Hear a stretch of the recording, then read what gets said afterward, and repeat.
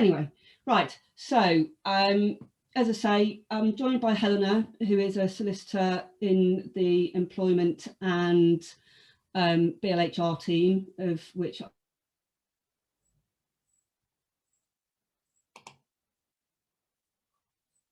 there we go. Well, I've just unmuted myself. We'll just sort of keep an eye on people who are coming in, and if we need to get rid of them, then we will. So as I say, I'm being joined by Helena, and if we just move on quickly, this is on the screen now. You'll see a link to where you can download the notes and with the password as well. That comes up at the end, but I'll leave that up just for a few moments. On the next slide, we've got a list of what we're going to be going through. So Helena is going to give a quick summary of where we are with IR35 and the off-payroll working rules.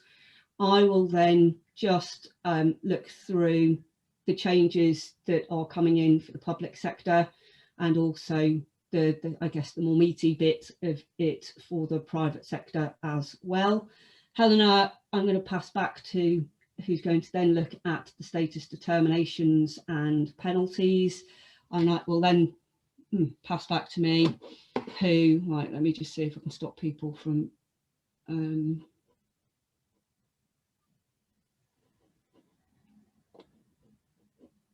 can't seem to be able to stop people from annotating, but that's going to irritate me throughout the rest of this now. So we'll look at getting prepared, and then we'll answer some questions at the end. All right, so on that note, let me see, I shall pass across to Helena. Thanks, Julie. So we'll have a look at the introduction of IR35 and the reasons for it. Before IR35 was in, intermediaries and personal service companies often supplied personal services of an individual to an end user and paid that individual a low basic salary that was topped up with a dividend and made low tax deductions. This was a very tax efficient approach for intermediaries, but resulted in substantial tax losses for the revenue. So to rectify this, IR35 was introduced in the year 2000, and this was to address tax avoidance or reduction and to ensure that individuals working under disguised employment arrangements paid broadly the same tax and national insurance contributions as employees. And IR35 is the commonly used name for the tax regime in Chapter 8 of the Income Tax, Earnings and Pensions Act 2003.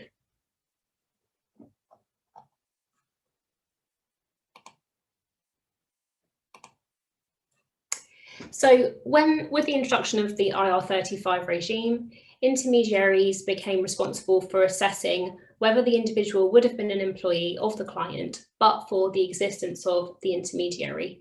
And if so, the intermediary would be responsible for tax and national insurance contributions. And I'm just going to introduce you to the different parties that we have here.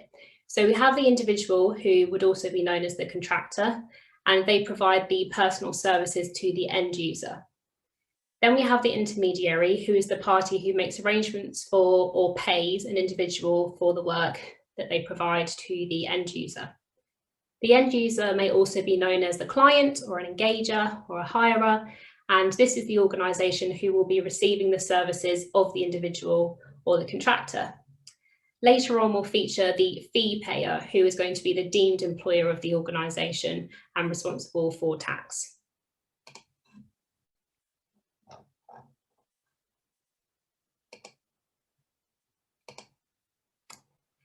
So, although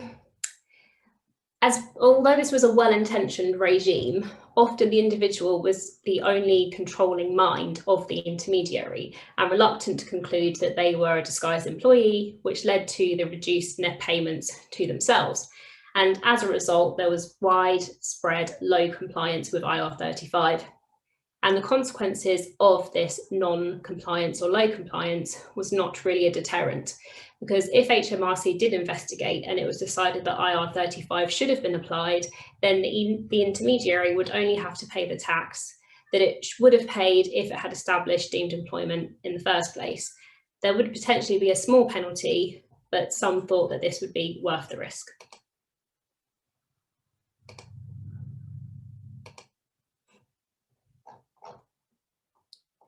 To address the low compliance, changes were introduced in 2017 to the public sector, and these changes were introduced in the form of the off-payroll working rules, which are contained in Chapter 10 of the Income Tax, Earnings and Pensions Act 2003. The obligation to consider status then shifted from the intermediary to the public sector end user. This meant that for payments made on or after the 6th of April 2017, Chapter 10 applied, and where a worker's intermediary supplied the worker's services to the public sector end users. The introduction of the off-payroll working rules has resulted in increased compliance.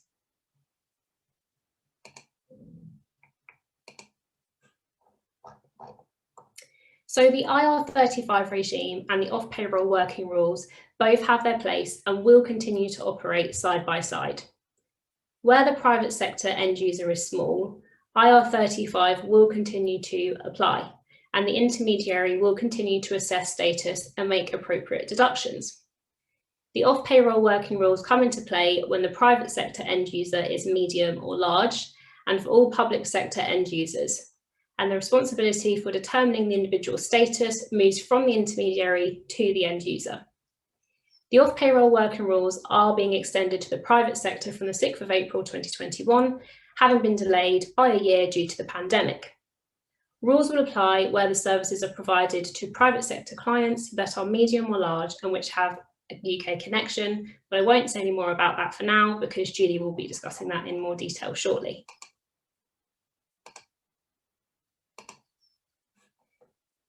On the 7th of January 2020, the government announced a review to the reforms, and I quote, to ensure their smooth and successful implementation. The notes include a link to details of the review and the resulting policy paper, and you will be provided the notes following this webinar. One key change that was announced ahead of the review was that the off-payroll working rules will apply to payments made for services on or after the 6th of April 2021. Originally, it was to apply to payments made on or after the 6th of April 2020, regardless of when the services were provided. I'm now going to pass you back to Julie to discuss changes in the public sector.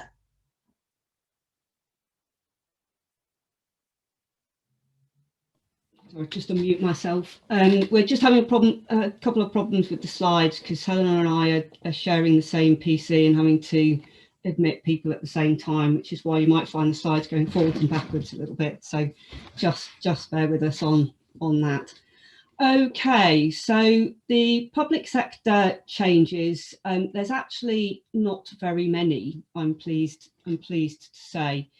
The main change that is happening for public sector employers who have been, or organisations who've been familiar with the idea of the off-payroll working rules, I've forgotten how hard that was to say, is that from the 6th of April 2021, you will have to give status determinations and you must have in place a disagreement process, both of which Helena, I think, is going to go on and talk about in a little while.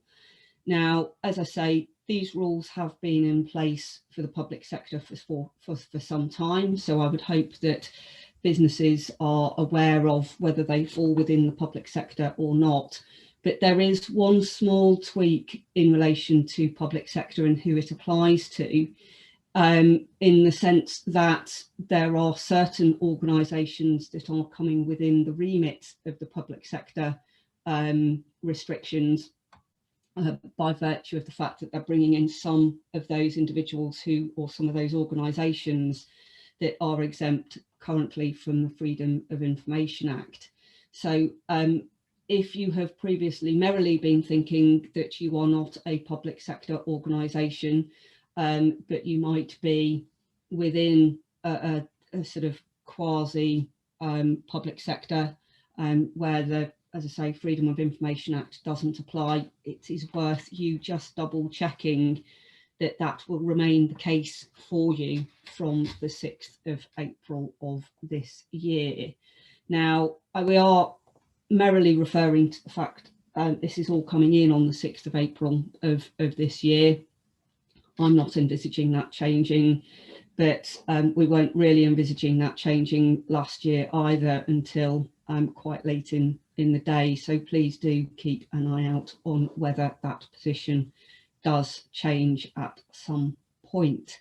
So that's the public sector changes in a nutshell. And as I say, Helena will talk about the status determination and the disagreement process in a little while. Now, in terms of what's happening for the private sector, this isn't across the board application. It's not going to apply to everybody. And as we've heard from Helena, we are moving to, the whole idea of the off payroll circumstances or the introduction of these rules is it is moving the controlling mind of the decision to the end user. And they are the organisation that is going to have to make the decisions. Now, it is, as I say, it's not applying to everybody. So you've got an insight into how my brain works here on the slide. So small private sector organisations will remain within the remit of IR35, and I will explain what small means shortly. Medium and large private sector organisations, however, will move into the off-payroll working rules. At the end there, we've got a group structure. If a group, broadly speaking, if any organisation within a group structure is not small, then those organisations within that group structure are also treated as not small. So whilst the particular end user might not be within the remit of these rules, so they might not be medium or large, if there is a group structure and that group structure takes them into the medium or large, then these rules will still have to be applied. So if we look at limited companies and partnerships, an organisation is always going to be small in their first year. Sorry, I'm just going to get my notes up as well, just to make sure that I'm talking correctly. So in the first year, any organisation, limited or limited company or a partnership, is going to be a small organisation. So these rules that change into the off-payroll working rules will not apply. Subsequent to that, then in a particular tax year, an organisation will be treated as small or large, and there's no distinction between different obligations for a medium or different obligations for a large business. It's a case of, if you're small, it doesn't apply. If you're medium or large, it does. And these are the sort of the tipping points, and you need to have two. So it's annual turnover of 10.2 million, a balance sheet total of less than 5.1 million, and less than 50 employees. So sorry, annual turnover of less. These individuals these organisations will be small. If you do not have, if you don't satisfy all three, you're a medium or a large business. If you don't satisfy two, then you will be, again, medium or large. And as I say, in a group structure, then if the parent company is medium or large, then you will also be medium or large after the first year of business. Now, when I presented this last year, I had one of my business team colleagues in the audience, and he said that, Julie, the easiest way to describe whether or not an organisation is small or not is whether or not they have an obligation to undergo an annual audit. Now, I have no reason to disbelieve that doesn't remain the case. So if you don't have to have your accounts audited on an annual basis, then the likelihood is you are small. But this is the technical test. If you are, let me find where I move the slides forward. If, so that's a limited company or a limited liability partnership. For partnerships and sole traders, it's a much simpler test, as you can see from the screen. Again, we've got it's the first year, and the annual turnover, so that first line on the limited company line, and it's an annual turnover of less than 10.2 million. So if you satisfy all of those things, then you are a small private sector business, and you do not have to worry about the change from IR35 to the off payroll working rules. Now, it's just worth mentioning, I'm talking about here, the small, medium, large organisation is in relation to the end user. So the client who is benefiting from the individual's services. It is not any intermediary company that might exist within the structure. And again, we'll have a look a little bit later on about what sort of structures might exist. But this is the end user of the individual services. So whether it's the public sector business, whether it's the private sector business, the business to which the individual is providing the services. Happy lunchtime. Okay, thank you, darling. Mummy's just in a presentation, sweetie. Okay, off you go. Go. Close the door, please, properly. Okay, thank you. Close the door. All right.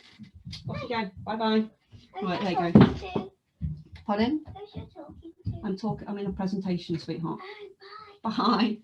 Working from home, one of the joys of my delightful children. It's the one time they've come to tell me it's lunch. Good luck, Mummy. Thank you. Off you go. We're getting changed. Okay, get changed.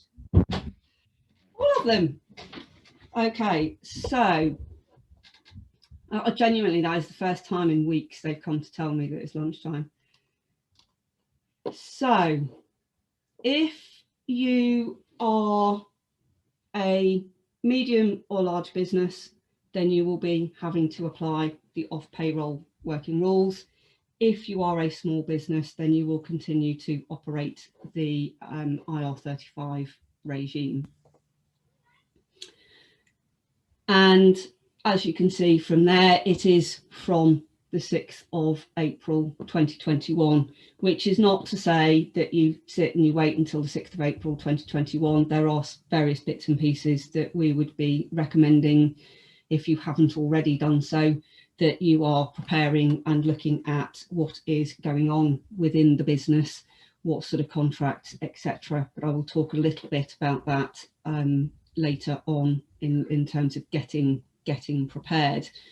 Public sector, you'll continue to apply the off payroll working rules. Private sector, you don't need to at the moment, so it's IR35 unless you become medium or large and medium, then as I say, it's from the 6th of April. Now, there are some complicated provisions in relation to businesses that cease to be small. The long and the short of it is, very broadly speaking, you need to not be small for 2 tax years, and then you will apply it for the 3rd tax year on. And that's my attempt at explaining that, and that's for limited companies and limited liability companies. Nothing necessarily for you to worry about at the moment if you're small currently, because, as I say, looking at two tax years in advance. For partnerships, it's a much quicker process. You just have to satisfy that turnover threshold for the current tax year, and then you will apply it from the following tax year. So that's just a flag that just because you're small now doesn't necessarily mean that you won't be small into the future. Equally, you can go from being a medium or large organisation to a small organisation, and in the same way, it's two tax years that you would have to satisfy the conditions for being small, and then you would apply you revert back to the IR35 provisions from the third tax year. Now, those dates aren't gospel because they relate to your filing periods for accounts, and as I say, but the following tax year, obviously the tax year doesn't change, but your filing period dates might be different from what is on the screen. They are just examples. Now, there is details in the notes that you'll be able to download from the website. So just have a look at that if you're small, or you think that at some point you might be becoming small, or ceasing to be small. Now, there is an additional condition, for want of a better expression, which has come into the fore more recently, and that is that the end user must have a UK connection. Now, what that means is that immediately before the tax year in which the individual is providing services, the organisation, the end user organisation, has to either be resident in the UK, or it has to have a permanent establishment in the UK. So there has to be some UK connection. Okay, sweetie. Oh, there we go. Off go get changed. We spend the morning in our pyjamas and we get changed at lunchtime. I've had word with the head. The permanent establishment is in relation to, it's not just a case of there has to be some sort of group structure or something like that, but there has to be some degree of authority being exercised over the end user organisation by the UK connected company. Now, I think in the vast majority of cases, it's going to be very clear whether the end user is a UK connected company or not. But if you have any concerns or you're unsure, then by all means do take specific advice on your particular circumstances. Now, we are in a situation where the IR35 and the off-payroll working rules do not apply to agency arrangements, and that is an agency arrangement where the worker is treated as an employee of the agency. So, I mean, obviously, if they're treated as an employee, they're paying, in inverted commas, the correct level of tax, and the purpose of the introduction of the off-payroll working rules is, doesn't apply. Similarly, with umbrella companies, if there is an overarching company that employs various individuals to work off in various different places, and they are employed, then again, the purpose of the off-payroll working rules and the idea of introducing a deduction to make them equivalent to employee deductions obviously doesn't exist. So this switch from IR35 to the off-payroll working rules won't apply in that sort of situation. Now then, if we look at the intermediary, we've been looking at when these rules apply so far as the end user. There are also conditions that have to be met in relation to the intermediary company. So this is the company through which the individual is providing its services to the end user.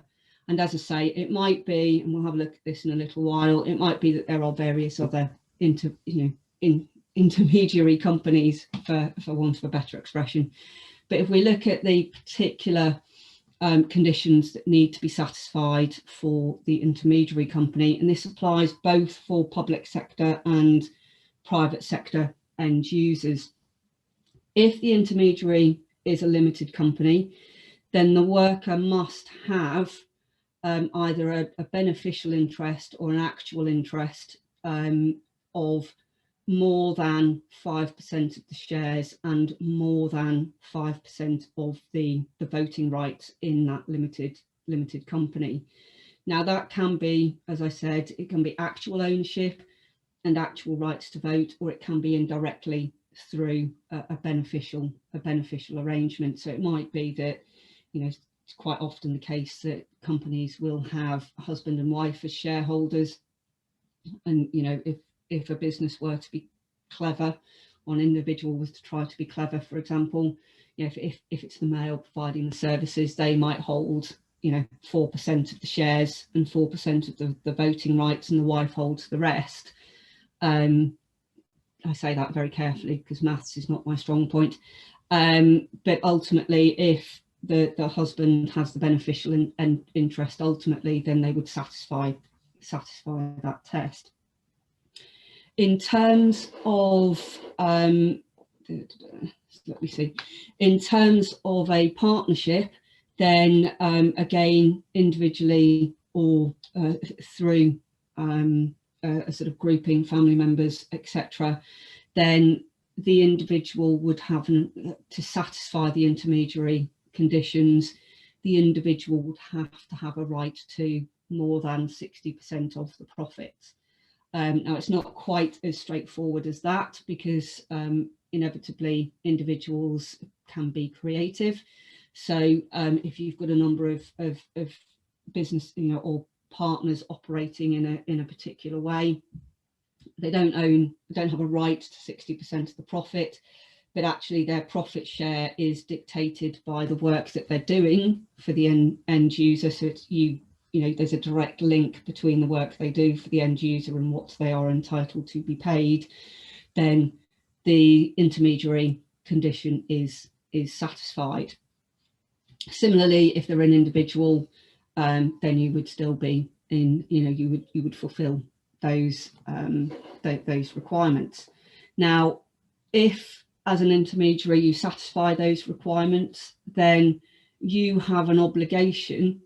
The individual whose intermediary satisfies those obligations has an obligation to notify the end user that they do or do not satisfy those conditions.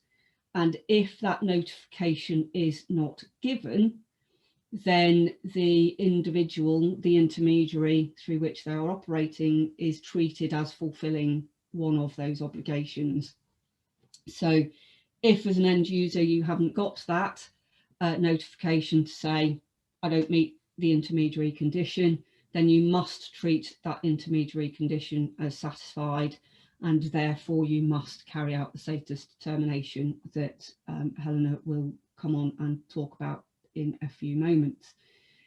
If the intermediary has received a notification which is based on a fraudulent information, then and they basically conclude that the off payroll working rules do not apply, that is a mouthful, then the liability to make deductions rests with the intermediary. So as we'll see, the liability can rest in different places.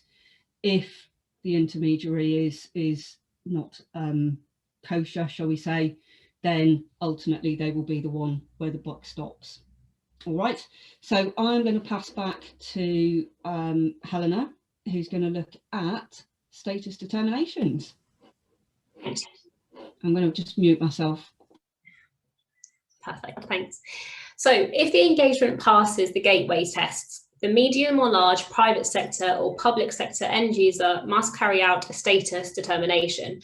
And in short, this is an assessment that involves considering the circumstances of that engagement. This must be done for every contract. And as we've already explained, small end users in the private sector do not have to carry out the status determination, as IR35 applies to them, and status determinations remain the responsibility of the intermediary. I did not want to pick up the drawing. Let me see if I can do something else.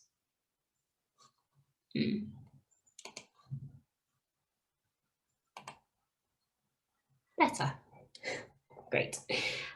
So after completing the status determination, the medium or large private or public sector end user must make sure that they notify the status determination and the reasons for the individual to the individual providing the service and any person or organisation that the end user contracts with. And the end user must remember to notify these parties in the form of a status determination statement.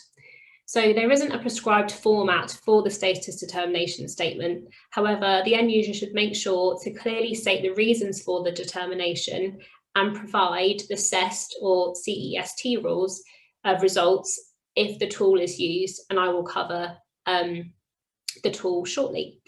You can issue an SDS before April 2021 if the rules do apply, so you can get ahead of the game.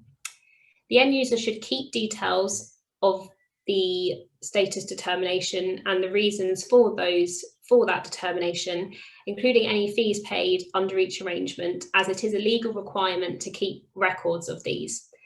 Also, the end user should have processes in place to deal with any disagreements arising from the status determination, and this is also a legal requirement.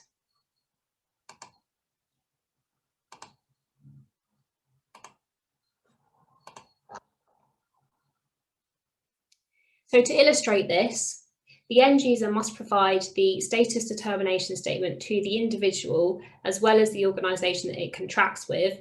So in this example, that contracting organisation is organisation 2. And the status determination should be passed through the supply chain, if there is one, until it reaches the organisation that is immediately before the intermediary, and here that is organisation 1.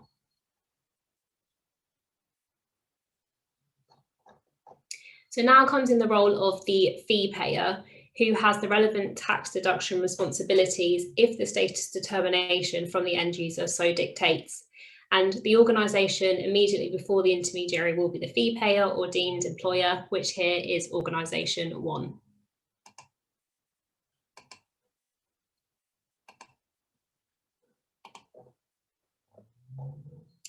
So fair warning, any organisation in the supply chain that receives a status determination but does not pass it on will be deemed to be the fee payer and will remain the fee payer until the status determination is passed on. And the end user must remember that it has 2 notification obligations. And so one is to that individual that is supplying the personal services, and 2 is to the other contracting organisation. And this is, of course, an incentive to make sure that you do pass on that determination. So as mentioned, there is a right to challenge the determination, and the individual and the fee payer do have that right, and they can challenge the determination to the medium or large private or public sector end users. And to do so, they must give representations detailing why they think the status determination was wrong, and if they have any evidence to support this, they should make sure that they supply it. There is no time limit for the individual or the fee payer to make representations, and a disagreement can be raised with the end user until the last payment is made to the individual who is providing the services. And the individual and the fee payer can appeal this together, or they can make separate appeals.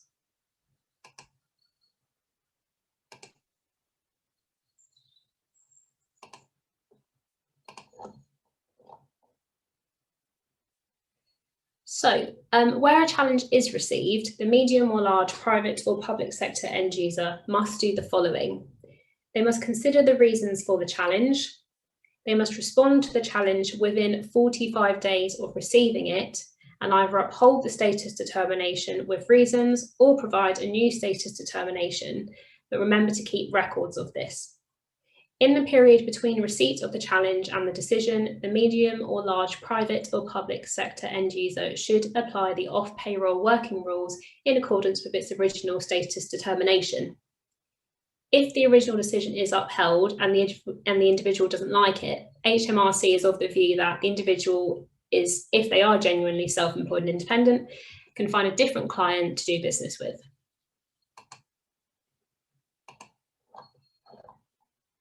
So just a reminder to the end user to remember that once the appeal decision has been made and an updated SDS has been approved and produced, they need to make sure that they provide the updated SDS to the individual and make sure again to pass it down the supply chain to avoid being the fee payer by default.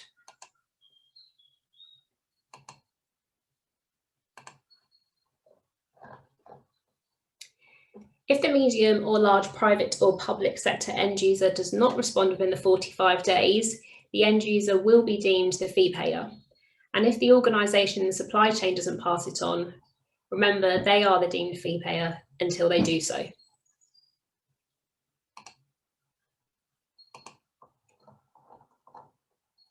Although the end user is responsible for the status determination, the fee payer is responsible for the deductions and payments to HMRC. If no status determination is received by the fee payer, payments should be made to the intermediary without any deductions. Whilst technically the fee payer can do this, it would be sensible for them to ask if any status determination has been completed, and they should request details of this.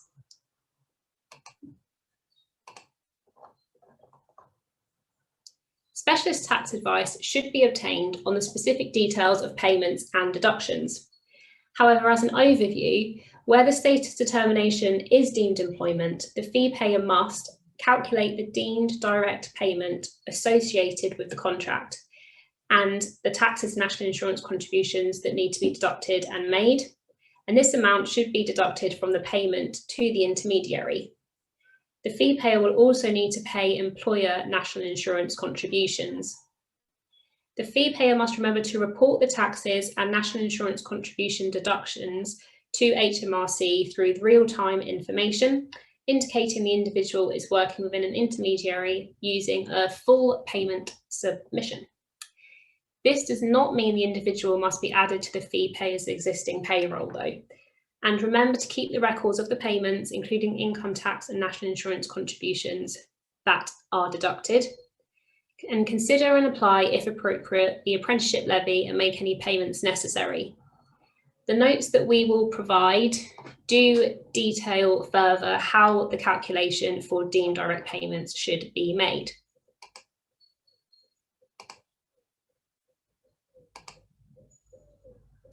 So just to recap then, where the private sector end user is small, IR35 will continue to apply, and the intermediary will carry out the status determination and make appropriate deductions. Off-pay working rules come into play when the private sector end user is medium or large, and for public sector end users, and the responsibility for determining the individual status moves from the intermediary to the end user.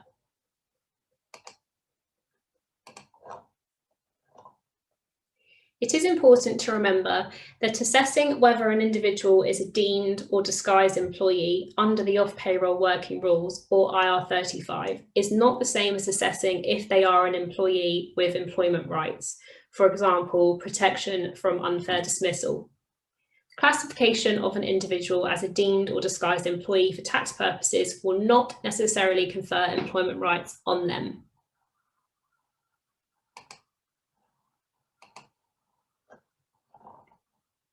So when carrying out the status determination, the end user should consider everything, including the contractual arrangements and what actually happens in practice between the parties.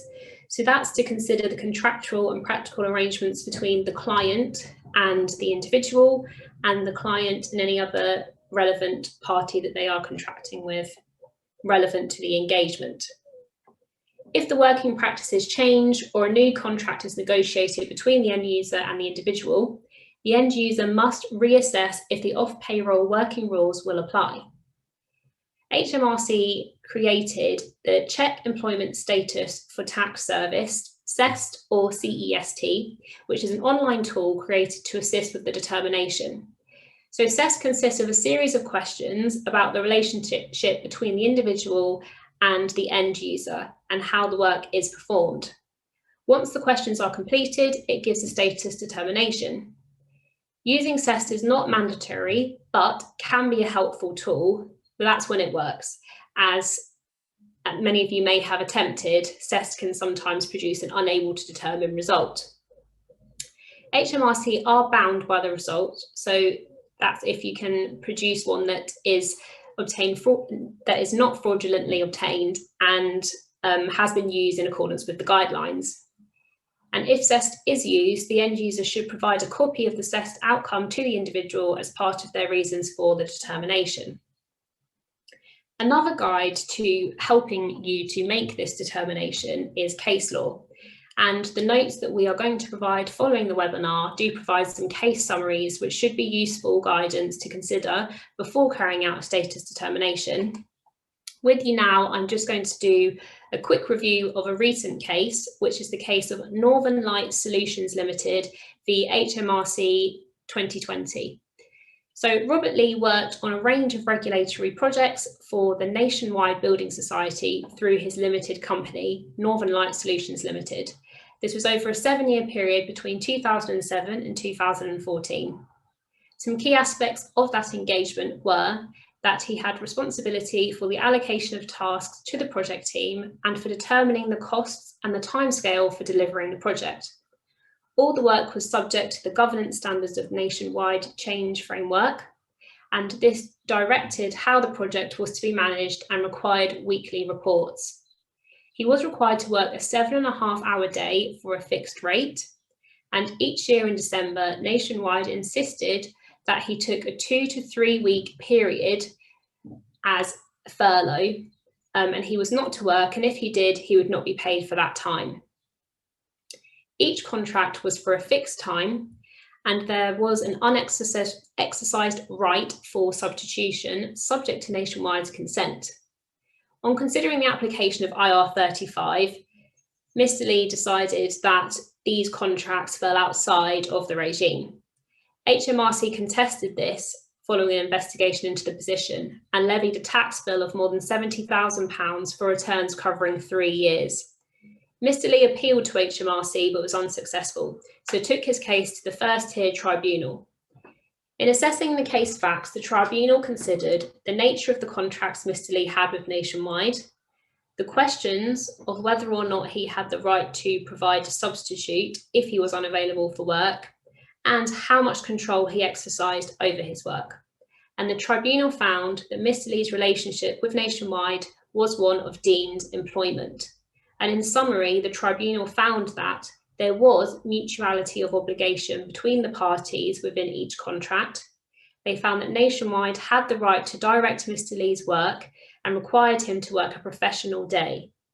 Mr. Lee also had practice of a degree of operation and personal autonomy, but that was subject to Nationwide's overarching controls.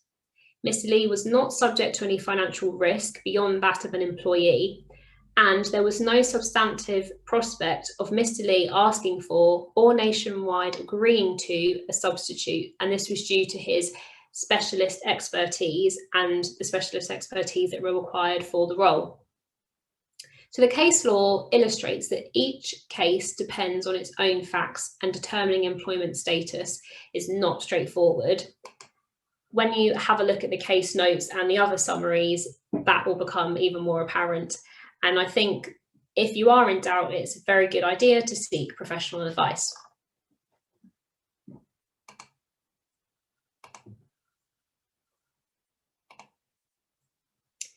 So the end user must take reasonable care when making a status determination. Reasonable care is the behaviour expected of a prudent and reasonable person in the position of that person.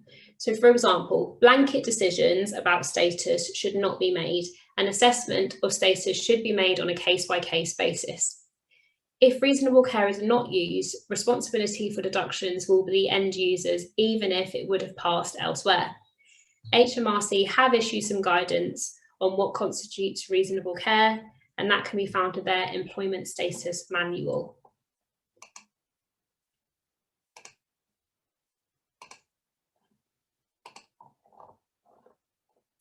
So the assessment is a balancing act in each case. No single test is conclusive. However, there are 3 key elements to consider, which I will run through with you now. So the first element to consider is personal service and the right of substitution. An employed individual provides their services personally, and if a substitute is or can be used to provide the services, this suggests the relationship is one of self-employment rather than deemed or disguised employment. A right to substitute must, however, be genuine. Often the right to provide a substitute is a sham or so heavily controlled by the end user that it isn't real and genuine. The second element to consider is control. An employee is typically under the supervision and control of their employer. Someone who is self-employed tends to have a greater amount of influence over how, when, and where they work and they provide their services. And the third key element to consider is mutuality of obligation. Mutuality of obligation exists where an employer expects an individual to work and the individual expects to be given work. This is a basic requirement of employment relationships. Self-employed individuals carry out a specific task and expect to be paid, but beyond this, there should be no further expectations.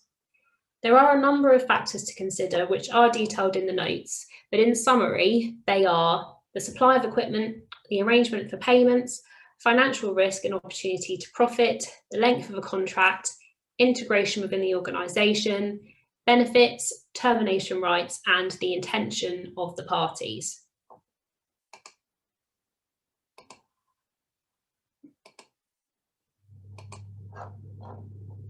So moving on to the consequences of non-compliance.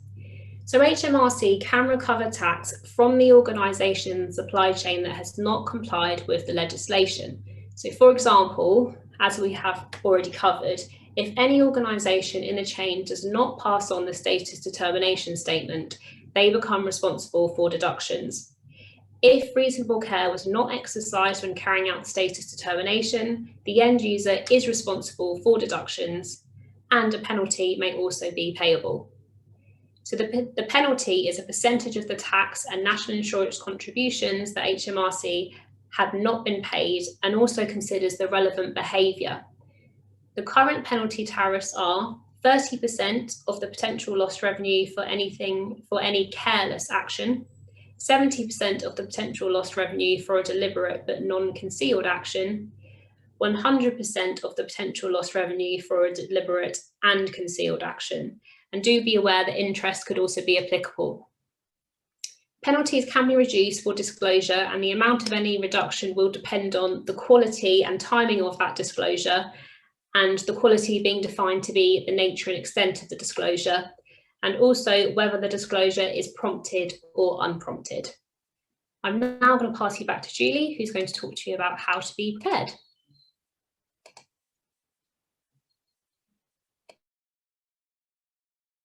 As she wasn't prepared and had to try and find out how to turn off mute.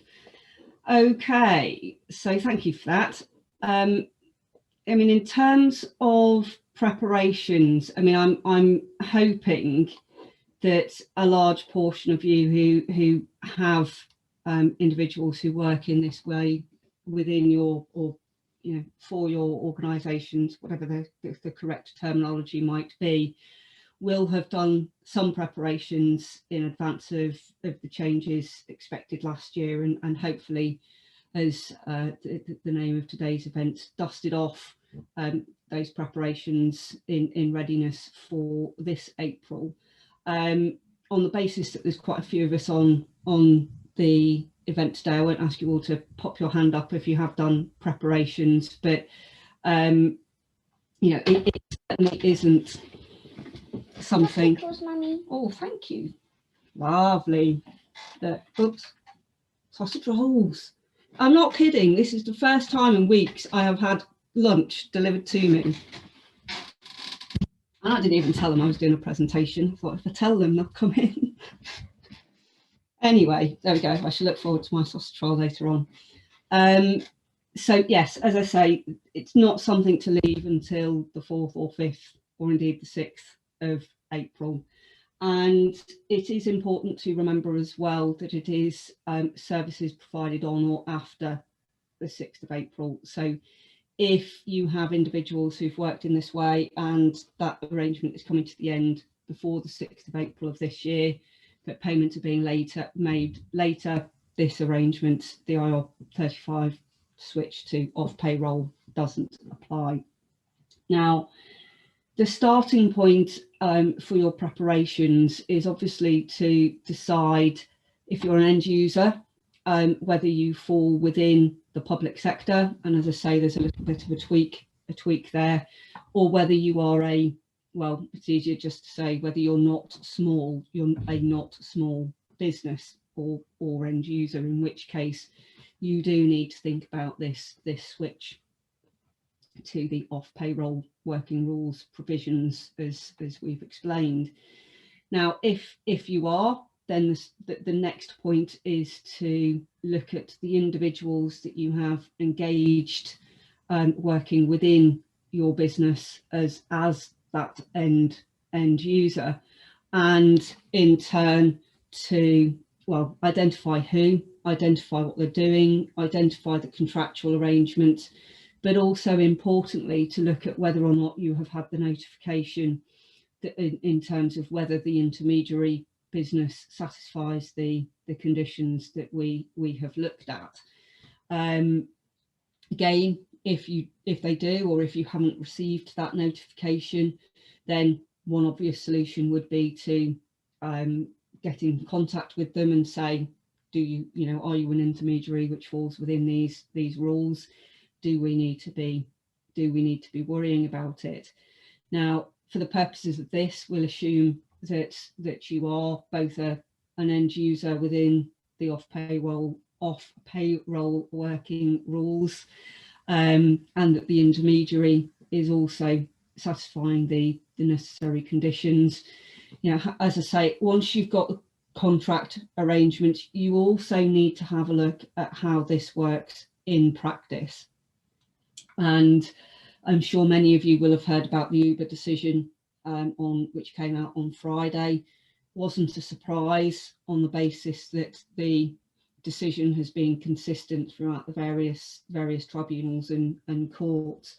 But all of those tribunals and courts have been very clear that the contractual arrangements are one part of a puzzle, and if what actually is happening in practice is not represented within that contract, or indeed is trying to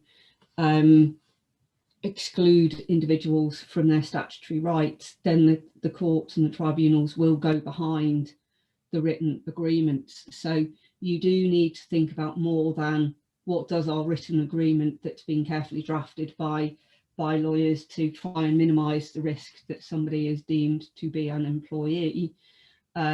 You have to look at the practical arrangements and the sorts of things that Helen has outlined in terms of equipment and so on and so forth. So don't just look at the contractual arrangements. Also, obviously, you need to look at the arrangements, decide whether or not somebody is or would be a deemed employee, but for the intermediary business, and in turn pass those status determinations down. Well, as far as you're concerned, your remit is to pass it to the individual and pass it to the organisation that is next in line, and then it's for everybody else to pass that down. Now, last year in particular, I was working with a number of clients looking at the arrangements that they had in place, and I'm not saying anything wrong by saying this, but if there are some changes that you can make to the arrangements which mean it's clearer whether somebody is or isn't a deemed employee, then there is certainly nothing wrong in doing those, making those changes, making those tweaks in advance of the 6th of April coming in. Now, I am confident that the vast majority of end users are going to take a far more cautious view in relation to the individual's deemed employment status, remembering that so far as HMRC is concerned, you're either you're either an employee or a deemed employee, or you're self-employed. There's no hybrid worker status for the purposes of HMRC. But there is nothing wrong at all in either the individual, the intermediary, or the end user looking at the arrangements and putting things in place that point either more in the direction of deemed employee. I'm not sure why the worker or the intermediary might want to engage in that, but the end user might, or indeed more towards the self-employed. And certainly the end user, if you're intending to take a self-employed view, you're going to want to make that as certain as you can. So if you can tweak things, then that would certainly be the sensible approach. Now, fundamentally, you are an end user. You have a need for individuals to provide a service to you, and ultimately, come the 6th of April, whichever route you decide to go, you don't want to find yourself in a situation where you've fallen out with the individual or the intermediary because of your status determination and the conclusion that you have reached. So I'm a bit of a broken record on this, with almost everything to do with employment law and HR and things of this nature. Talk to them, engage with them, explain to them why you're thinking in a particular direction, and bring them with you on the journey, in effect. Because, as I say, fundamentally you've got this role that you need to carry out. And as I say, you know, if you make a decision that they're a deemed employee, you might want to think about, okay, well, actually, what's the benefit in this third party business sitting in between? Do we want to just take them on directly, which might have its advantages, it might have its disadvantages. But if you're having those conversations with the individual and with the intermediary business, then you've got a chance of arriving at a position whereby you can reach an agreement which is mutually acceptable for all concerned.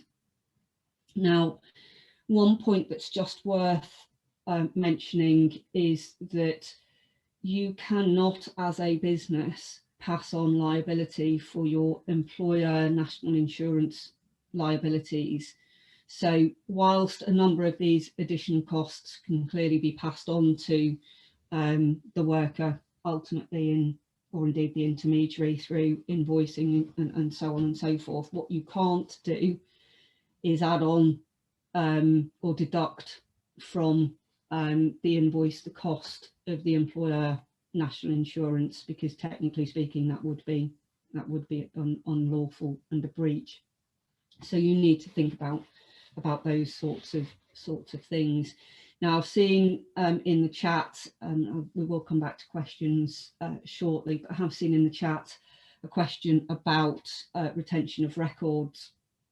Now, I can't remember if there is a requirement for how long status determinations and so forth need to be kept, but certainly HMRC records, tax records, I'm sure someone will correct me if I'm wrong, but off the top of my head, have to be kept for a minimum of 6 years, and so I'm confident someone will correct me if that's not right. But I would certainly be saying you need to be keeping it for that period of time, and also for a period of time after the relationship has come to an end, because you will want to be able to go back to it if ultimately there is a dispute down the line. So that's for you as end users, ultimately the determining mind of whether or not you have to engage in this change, and whether or not you have to carry out these status determinations and comply down the line. Now, if you are the individual or the intermediary, then again you have to think about, is the end user within scope? Which regime applies? Is it IR35? Is it off payroll? Is it an agency arrangement where actually nothing's changing? Is the intermediary in scope, in which case, again, as I've mentioned, or as we've both mentioned, you have to send the notification up the line rather than down.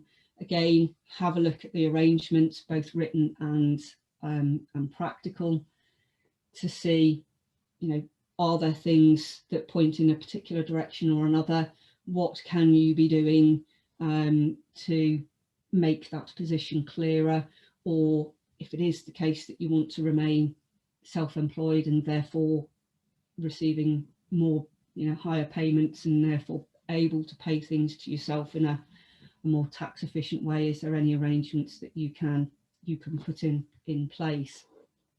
And as I've said, in the same way as the end user will want to be talking to the individual and the intermediary and the individual are going to want to be talking to, or should want to be talking to the end user as well. And hopefully, as I say, arrive at a position where, you know, everybody is, in inverted commas, happy and understanding that, you know, this is the situation. It's a reasonable conclusion to have reached. And, you know, if a assessed determination is indeterminative, then you're going to have to talk to each other, get some further information, and see if you can point it in one direction or another. And ultimately, if you are in a situation where things aren't clear, and I'd forgive you for that, because, you know, the tax regime is not straightforward. Add to that the complications of payroll, and I've seen a particular question on that point as well. You know, by all means, do take time. Once you've considered the situation, if you have any queries, you know, is there a UK connection? What about the group situation?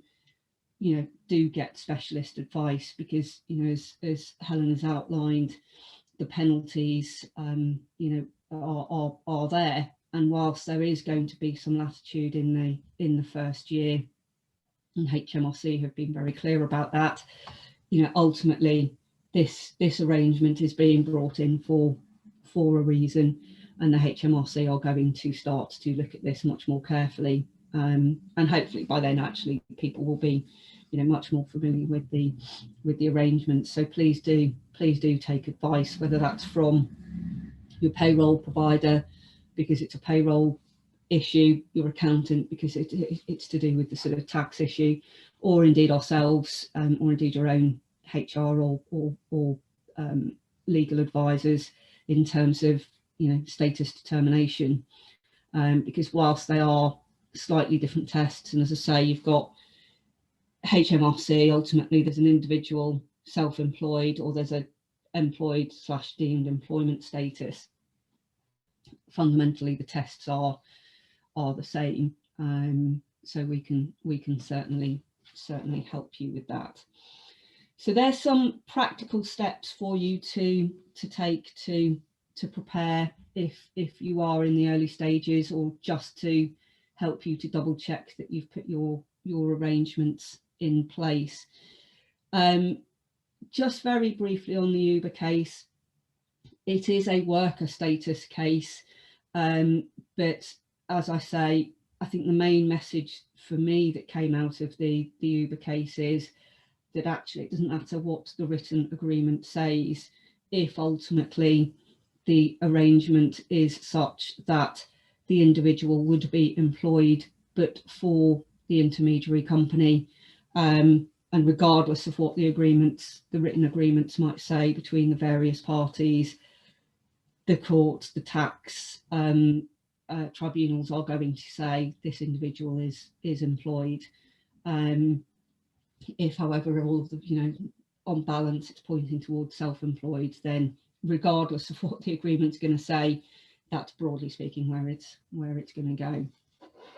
So you can see Helena and my contact details there.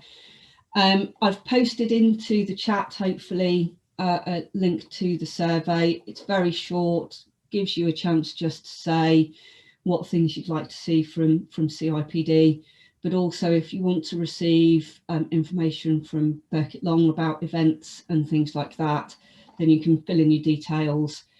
Your details, with my CIPD hat on for a moment, your details will not be passed to Burkitt Long unless you give your agreement for Burkitt Long to use them. And I can categorically say that, because although with my CIPD hat on, I have access to the survey results, but they are not passed on to me with Burkitt Long hat on, or indeed anybody else at Burkitt Long, unless you explicitly provide that information for that purpose. So that's my GDPR bit done. But you can sign up for our updates and details about Burkitt Long events and things like that.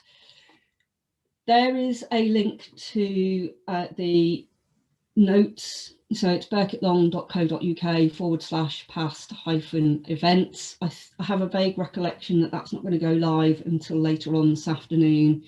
And obviously just make a note of the password there as well.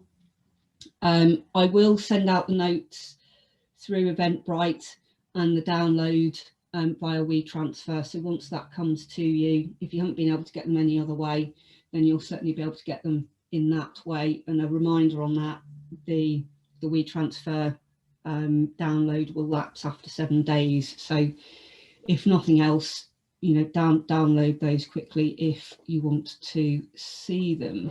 So that's that. I'm going to close that out. I'm going to stop sharing my screen so I can see you all, or not, as the case may be, because I've got a bank of black screens. Okay, so first of all, thank you for your very kind comments about the disruption at the start, and for my darling children. Actually, all of them didn't come in. There was one, my eldest, who avoided it, but the trio certainly have a habit of making an appearance in these things, even if I don't tell them that I'm doing a presentation, because they seem to think if I'm doing a presentation they're going to get famous. I don't know. Anyway, so if we just go through the questions, obviously feel free to add any as we go.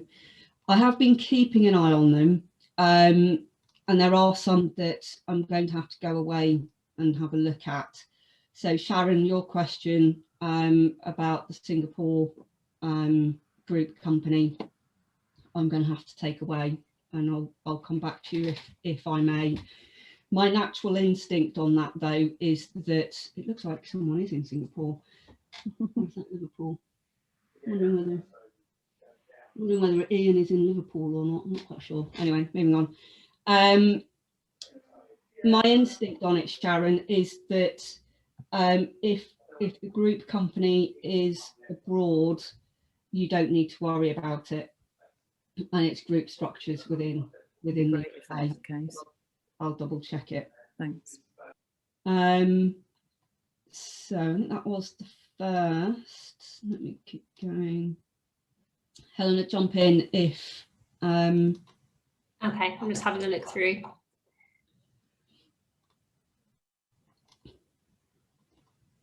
I've got something stuck in my throat. I'm having a really great day today. So, Catherine, you have asked, do you know if IR35 off payroll, I'm just going to call it off payroll because it's trips off the tongue far better, apply where the contractor is based abroad but the end user is in the UK?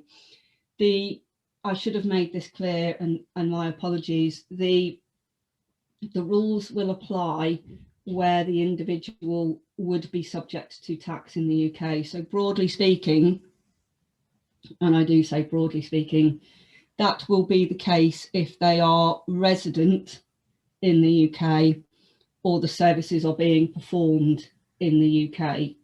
Now, with the new world in which we are living, I guess there are going to be arguments as to whether or not, if the individual worker is, let's say for the sake of argument, in Spain, the services are being provided to the end user in the UK, but actually, technically speaking, they are being performed in Spain, then, and they're resident in Spain, then I think, you know, there's an argument there to say that they wouldn't be paying UK tax, so therefore this doesn't apply. But I can imagine that there are going to be all kinds of legal wranglings and legal arguments over that as we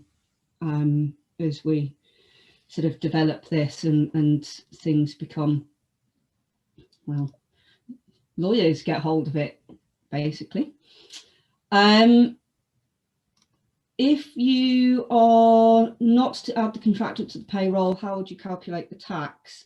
That's a very good question, and not one that I am qualified to answer. I think that's probably one for payroll. Sorry, Helena. No, I was going to say the same. I was just looking at that one as well. I think the government guidance says that you don't have to add them to the payroll, but there is a tool on the government website. It's called the PAYE tool. And I think, like you were saying, I was just going to say it's something to pass on to your payroll person to help. Yeah, I do vaguely remember that there's a button or something that you can, I guess, a tax code that you can use, which will allow someone to be added to payroll, but not as a PA, in effect, as a PAYE employee.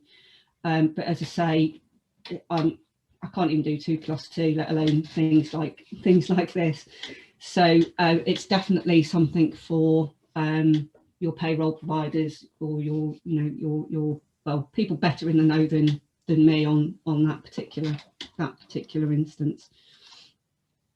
I've got a question about supporting template. So as I was saying, the status determination statement doesn't have to be in any prescribed form at the moment, but there is the employment status manual, and I think there might be a link to the notes that we're providing actually, and there is some details in there about, you know, how the status determination statement should be put together, and it should be able to provide a bit more guidance there, as Andy's correctly said, that the records do have to be provided to the individual, and is that something you want to keep for yourself as well. So if you've got it in a template, that helps you for maintaining it for as long as you have to.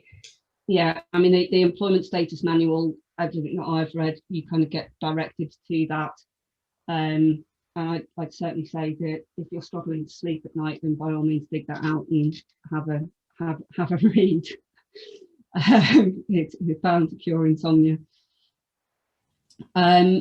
So Ian has asked, does the change mean a contractor who works regularly for an organisation but had a break before picking up a new contract but had no other relationship, do you have to complete CEST and establish a new contract each time? My inclination is yes, because if the relationship, if it's to do with the work and the way in which the work is being performed, if ultimately, well, I guess I think my initial reaction to that question would be yes, unless, you know, there's a break and actually you're sort of carrying out the same work and in the same way. But I think certainly the safest approach would be to carry out the status determination, pass that down, and then hopefully you avoid, if it doesn't then get passed on, then you avoid the liability there. How long records are kept? As I say, off the top of my head, that's not something I can answer beyond that which I have already said. Ian, you're absolutely right about Uber, but I was sadly listening to a webinar by the QC who represented the claimant at about midnight last night, and apparently Uber are taking an approach that it applies only to those individual claimants and not to the rest of their Uber drivers. So watch this space is all I can say on that particular topic. Okay, I think Kate's got her hand up. Okay. Oh yeah, literally got her hand up in a sense. And I've just knocked over a cup of tea as well. Ooh, you thought you were having a bad day, Julie. I know, it's not been the best. It's not been the best. Well, could I just say, well handled at the beginning. I think that's every presenter's worst nightmare. So so well handled, and I'm sorry that happened to you. The question I had first, that is a first for me.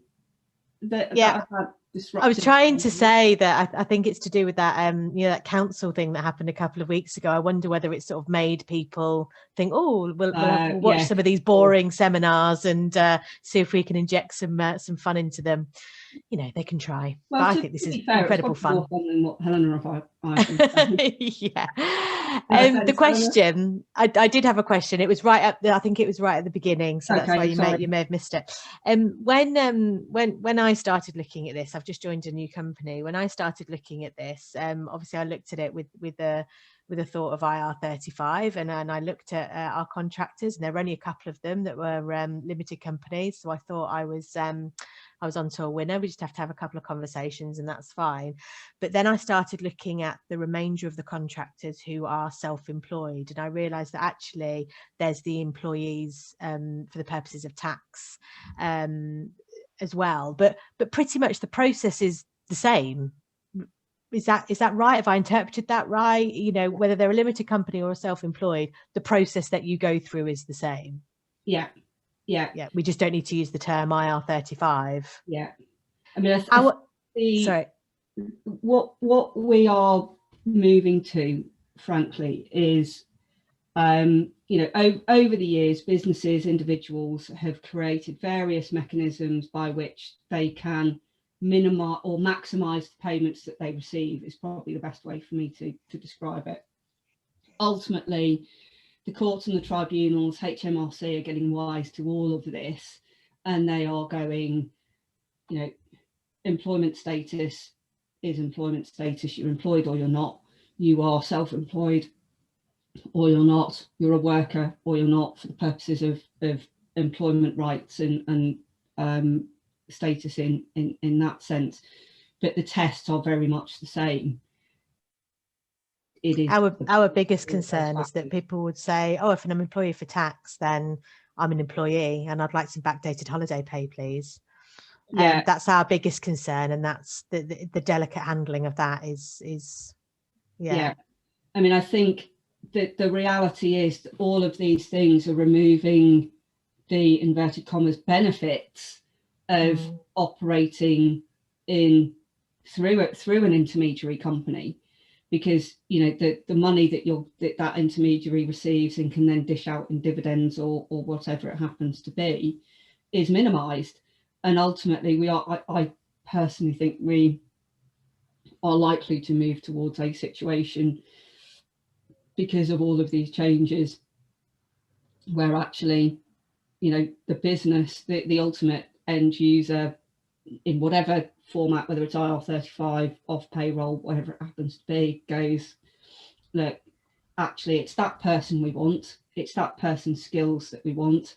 I'm going to directly employ them. There's no benefit for me to do anything other than that. Yeah, and I think that's what we're going to do. Yeah, I mean, whether they like it or not. Yeah, and that's the problem, though, isn't it? I mean, ultimately, if they don't like it, they can get. Yeah, it's affecting everywhere, isn't it? So it's not just our business. So yeah, and individuals might stamp their feet, but I think they're going to find, in the same way as all of the holiday pay cases, etc., it's making it more costly. And I think by far the safest approach, as you say, is just go for the direct. If it's a tomato, call it a tomato, and water it like a tomato until I don't grow tomatoes. But I really am having a very bad day today. You're doing really well. Thank you so much for answering my question. No, that's all right. That's all right. I think I'm going to go and sit in a dark room for a little while. That one. Okay. The good thing about having the conversations early, Kate, as you said you've been doing, is if it really looks like it's likely to be deemed employment, you could have a conversation with the contractor to see, is there something about the relationship we could change if we want it to remain self-employed? But if you feel like it's too far gone, you could say, or changing it would be too much, then I think it is right to just put forward making them an employee. But that's why having the conversations early ahead of the date means that you can make changes if you want to. that was it. And one other point I hadn't mentioned, because I wasn't sure if I'd have time in the presentation, was when it comes to the disagreements, that can be presented by the individual or by the player orally or in writing. So I think it's just to be aware of that, because the end user has that 45-day period. If an individual comes to you and they're very unhappy and says, you know, I'm not happy with this, you know, I want you to look into it, it's to remember that you have to note that as a disagreement and as a challenge, and make sure that you kind of respond to that cautiously within 45 days in case that was what it was meant to be. Okay, right. Well, I think people are all popping off for their lunch now and other meetings and everything else. So, I mean, if anyone's got any questions they specifically want to ask, then now's your last chance. We're going to finish 5 minutes early. I need to involve other people in presentations more often, I think. But I would just remind you that there is a link to the survey in the chat, so please do follow that through and complete that if you could. In terms of future events, we don't have as CIPD a future event in the diary currently, but I know a number of you follow us on Eventbrite, because by the time I've uploaded it and sent it live, there's people already booked to go. So please do engage with us there. You'll get the details through the newsletter and things like that as well. Helena and I and the team at Burkitt Long, we run regular forums on a monthly basis throughout COVID, so you can get involved in that. You can also follow us on LinkedIn and so on and so forth, including Burkitt Long as well. And just finally, I'm going to do a very, very cheeky quick promo, if I may. We are going to be recruiting a HR advisor for our BLHR and employment team to help support in our delivery of our BLHR service. So if you are, or you know anybody who might be looking to come and join us and get involved in things like this and do a far better job than me on this particular day, then if you go to the Burkitt Long website and you have a look at, I wrote it down somewhere because I knew I'd forget, there's a careers tab and vacancies tab, then you can have a look at that, at the details, and get in touch, and we'd love to hear from you. By all means, feel free to pass that information across to anyone who you feel might be interested. So it remains for me to thank you all for coming along. I hope you have found it useful. It's been lovely to read some of the message from you all. Obviously, we have a date for a potential end in sight. I haven't seen anything in terms of information from CIPD as to when we might be able to resume face-to-face meetings, but as a group, generally we are keen to maintain the virtual following that we have been able to accrue, and I think people have found it far more accessible than perhaps, you know, in-person face-to-face events, whether they're at Southend or Chelmsford or Colchester or Ipswich, whichever it might happen to be. So we are very much hoping to continue with some virtual events as well as some face-to-face in due course. So it might well be the case that I can say hello in an actual face-to-face environment, as well as continue to say hello virtually. So it has been overwhelming, actually, the number of you who've attended our events throughout lockdown, and hopefully you've enjoyed them. Please do put forward any ideas you've got for future events that we can host, and we'll do our best to comply.